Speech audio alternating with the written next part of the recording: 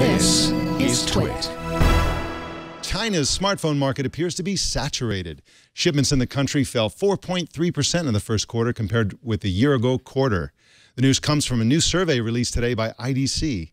The slowdown was caused by the fact that the market for first-time buyers has shrunk to nearly nothing, actually. Almost everyone in China who wants a smartphone already has one. IDC also reported that Apple has the highest market share in China. We've heard that before. And that they reported 15% market share for Apple. And that's followed by, following Apple is China's own Xiaomi and Huawei for second and third place.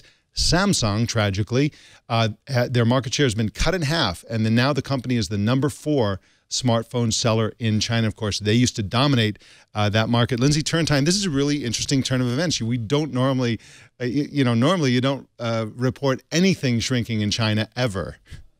It's true. And what I thought was interesting is that the managing director of IDC in China said, usually people think of China as a developing market, but it's not really when it comes to smartphones. And I was a little bit surprised to hear her say that people do think about China that way, because China's been really active in this space for a long time. And the fact that you've even seen such changes for the fortunes of like a Samsung that was so dominant, things have changed so quickly, to me suggests that this has been a pretty sophisticated market for quite some time. And that, China, look out, because a lot of decisions that are going to be made about technology are going to be made because of how it will perform in China, especially with this kind of market saturation. Yes, and it's also, there's so much here to talk about. But one of the interesting stories is that China has also, you talked about it having a reputation as an emerging market. Apple's the #1 company there. That means that people are paying Apple prices. And of course, iPhones are even more expensive in China than they are in, say, the United States. And the percentage of the income that people pay often in China for an iPhone is vastly higher than what it is in the United States.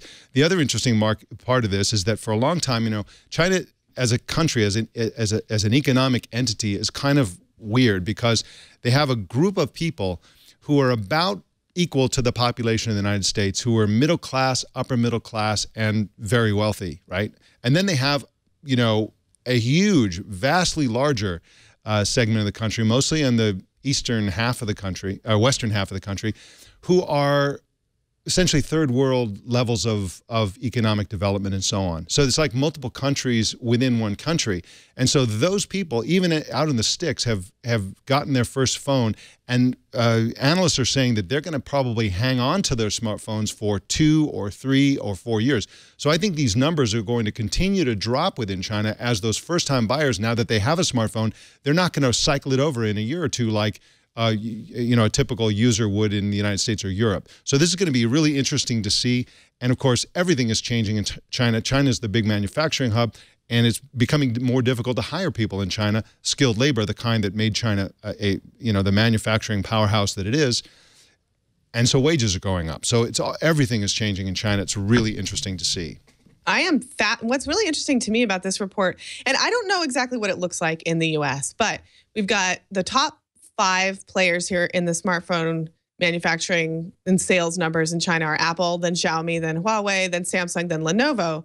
But others, so companies that are not any of those 5, are almost 42% of shipments in China. Yeah. And over 42% of the market share.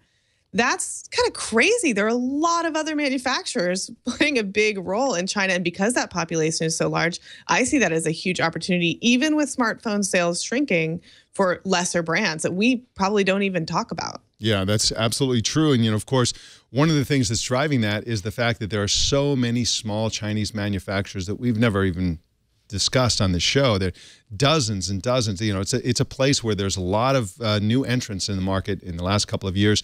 And so, that's going to shake out. That's going to shake out. And I'm guessing that, like everywhere else in the world, that's going to be whittled down to a few dozen, down to a dozen, down to 6 or 7 major manufacturers within China. So, again, that market is changing very, very quickly. And, as prices drop, people are gravitating away from the low price phones, and they all want, lots and lots of people want iPhones and Xiaomi phones. Xiaomi is a very coveted brand within China as well, like the iPhone is. So really interesting development there in China.